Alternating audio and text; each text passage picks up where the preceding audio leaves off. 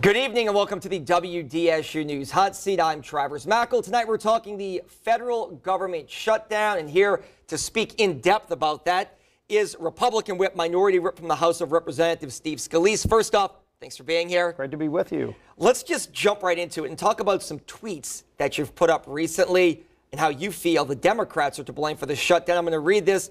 To your tweet, it says, "Our southern border is in crisis and we need a wall to solve it, period. Democrats need to stop playing games with America's safety and vote to give the real Donald Trump the tools needed to effectively secure our borders." But the government was shut down, Representative, when it was a Republican-controlled House and Senate. How are the Democrats to blame for this, in your opinion? Well, we passed a bill out of the House when we had the majority just a few weeks ago to fully fund the remaining agencies of the government and give the president the tools he needs to secure the border. That bill went over to the Senate, and it had enough Republican support, but Chuck Schumer and the Democrats blocked it. They've got a 60-vote requirement in the Senate. I don't agree with that, but at the same time, it allows Democrats to block anything. And Chuck Schumer, who, by the way, voted for a wall in 2006, now is against a wall because Donald Trump wants it. And that's why I said these political games are what make people sick. If you were for it in 2006, and he and Barack Obama, by the way, when he was a senator, gave floor speeches in support of a wall and why you needed to secure the border, and now they're against it because President Trump ran and won on this. But couldn't it be said for the flip side, too? Mick Mulvaney, one of your former colleagues in the House, who is now the acting chief of staff, was against a wall just as recently as 3 years ago, and now he appears to be for it. Couldn't the flip side be said that people who support Donald Trump are only for it because the president's for it? Well, Mick used to be in the House, but he no longer has a vote. And those of us who do have a vote passed a bill to fully fund the wall. And to fully fund, by the way, it's not just a wall that the president's requested. It's the Department of Homeland Security who said they need $5.6 billion this year to secure the border. Part of that's a wall, part of it's other technology, and more border agents, by the way, who sometimes right now are under attack at the border because of the people that are trying to cross who are known criminals. This caravan, these aren't people that just want to come over here and seek the American dream. Some might be, and there's a legal way to do that. President Trump even said, if you want to come here to seek asylum or to seek the American dream, there's a legal way to do it. Follow that process. If you just want to storm our border because you want to come here and maybe commit more crimes and bring more drugs and the other really bad things that happen at the border, we need to stop it. We need to secure the border. Let me ask you this. Last month, it appeared that Congress would pass a continuing resolution. The president indicated he'd be in favor of that, but then had an about face. A lot of critics said, far-right groups, a lot of social commentators, media commentators said it's the wrong thing to do.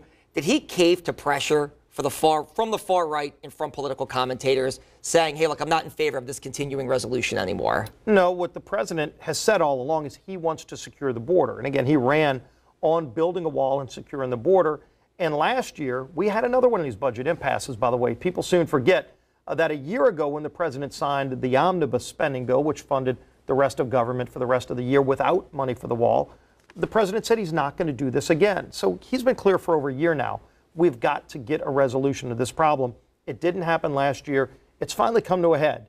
And by the way, when Pelosi went into the White House a few weeks ago and said, the House, Mr. President, can't pass a bill to fund your wall, we went to work and we did pass that bill. I was the majority whip at the time. I helped get the votes. And we put a large number up on the board and passed a bill that opens up all of government and fully funds what the Department of Homeland Security needs to secure the border. Let me ask you this. The president stated over 20 times that Mexico would pay for the wall. And I think that voters took that as Mexico's going to fund it. He's now softened that stance and uses the term indirect funding. I'll read you a tweet from the president and have you respond to that. Mexico is paying for the wall through the new USMCA trade deal. Much of the wall has already been fully renovated or built. That's not accurate. We have done a lot of work. $5.6 billion that House has approved is very little in comparison to the benefits of national security. Quick payback. Does the president ever come out and just say, you know what, Mexico's not going to pay for it? U.S. taxpayers are paying for the wall. The president was asked this question directly last week when we finished our negotiations and had a press conference in the Rose Garden. And what the president said was, through this USMCA, as you just talked about, the United States is going to get billions of additional dollars, more than we got under NAFTA, and that's how Mexico will pay for it. Look, in the end, we all know that there's going to have to be some kind of physical structure to secure our border, if we believe in secure borders. I do. Some people don't believe in physical borders. They believe in open borders. The problem is, how are we going to get this done? Who's going to pay for it? Surely Mexico will pay for it in other ways, and we'll save money. Everybody that understands what's happening at the border knows if you secure the border, you will save billions of dollars and human lives. And Travis, remember this. Every single day, we have drugs pouring across the border that are killing Americans. There was a cop that was just killed a few weeks ago by an illegal who came across multiple times. Last year alone, over 900 children were saved from human trafficking and sexual assault by ICE agents, our Border Patrol agents. So there's really bad stuff going on. There are good people who want to come here to seek the American dream, like my great-grandparents did when they came from Italy, legally. There's a legal way to come here. We're, by the way, the most generous nation in the world. We let in more than 1 million people every year legally into America. No other country's close to that. But there are bad people that want to try to come here too. We need to secure our border so that the good people can come in and the bad people can finally be stopped. Let me ask you this. You have a good understanding of what goes on in your district, as do your colleagues, Garrett Graves and Cedric Richmond, who make up the congressional delegation from Southeast Louisiana. What's your message to the 800,000 people nationwide and people in this district who are affected by this? Here are a couple of things. Federal courts could run out of money this week. That could be staff reductions, maybe layoffs. TSA is seeing a record number of call-outs. The local blood centers, they're having issues. What's your message to these people affected right now? Because a lot of people are getting frustrated with what's going on in D.C. Yeah, and I share that. I know people personally who are impacted by this shutdown. What I've said multiple times is we have got to get a solution that does both, that reopens the government and secures the border, because the Department of Homeland Security's budget is in the middle of this fight. And the president's made it clear he's got to secure the border. He's tasked. He took an oath of office to defend this country, and part of defending this country means securing the border. That's how we get a solution to this problem. Let's talk about your recent Twitter fight, if you will, with another newly elected Congresswoman, Alexandria Ocasio-Cortez. You said that she should stand up to some of her more radical followers. For people who haven't followed this, you all were responding back and forth about your differences of opinions, which happened in D.C., and a lot of things got nasty by some of her followers talking about the tragic shooting that you were involved in 2017. If we could get you to respond to that and what happened on social media with this newly elected Congresswoman. Yeah, this started when Ocasio-Cortez started promoting her plan to have a 70% tax rate.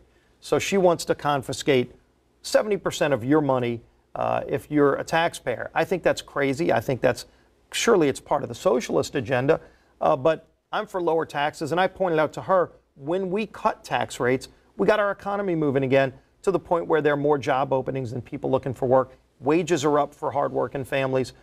The opportunity for people to seek the American dream has never been greater because we lowered taxes. When you have high corporate rates, high tax rates like she wants, you actually have less opportunity for families to become part of the middle class. So we're going back and forth on this. Well, she immediately engages in insults, and then some of her supporters started literally making threats. One person said snipe him. Another talked about her having better aim. I mean, it got ridiculous. And I said, you know what? I'm not going to have a Twitter war if she's going to engage in this kind of activity. And frankly, she ought to call those people out, because there's no place for inciting violence in our political discourse. That's probably the right thing to do, and I think most people will agree with you watching this. Should everybody learn a lesson from that? And you know where I'm going with this.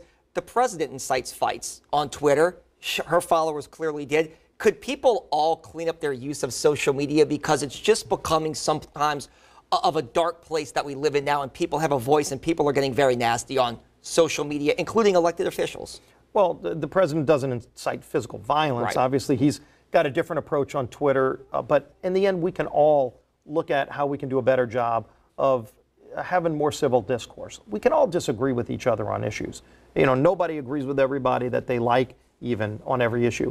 But when you disagree, you don't go to threatening somebody and trying to incite violence. That usually means you've lost the argument, by the way. So if you're trying to debate somebody, win the battle of ideas. I enjoy that debate because, frankly, I think if we're going to get this country back on track, we need to have a better debate about the things that are holding us back. And there are a lot of those issues. We don't debate them enough. But don't incite violence. Don't resort to violence. And we all ought to call it out when we see it. In the Republican leadership, I'm going to have you comment on another comment made by a newly elected Democratic Congresswoman. Rashida Tlaib said, we are going to impeach thee, and I can't say the word on television here, nor would I, but what are your thoughts about that? She obviously dodged a lot of media questions after saying something like that. If we could get your thoughts, that was said probably last week in the infant stages of her tenure now in Congress. I thought it was disgraceful. A number of Democrats said it was disgraceful as well. She doubled down on it, unfortunately. She should have owned up and said, you know what, I disagree with the president, but that's not the way to go. The fact that on day one, newly sworn and elected member of Congress on her first day, she calls for impeaching the president without even laying out grounds and then uses expletives to refer to the president. That's not the way you want to carry yourself, Republican or Democrat. I would have liked to see Nancy Pelosi call that out. She didn't. Luckily, other Democrat members of Congress did say, look, you shouldn't go there. This isn't the right way to carry yourself. Final question here. The Mueller investigation could be wrapping up. The report could be out late January, early February. Are you anxiously awaiting that, and will you support the findings of that? Well, I think it's time for the Mueller investigation to finally conclude. It was all, by the way, supposed to be about whether or not there was collusion between the Trump campaign or the Hillary Clinton campaign with Russia. I've never seen any. We did our own investigation in the House. I've seen no collusion on either side. But at the same time, if the Mueller investigation has, they need to show that. They need to show the facts. If it hasn't, either way, they need to wrap this up and not become just a witch hunt where they meander around for years. Was it about collusion? Did they find any collusion? If so, lay out the facts and we'll deal with it.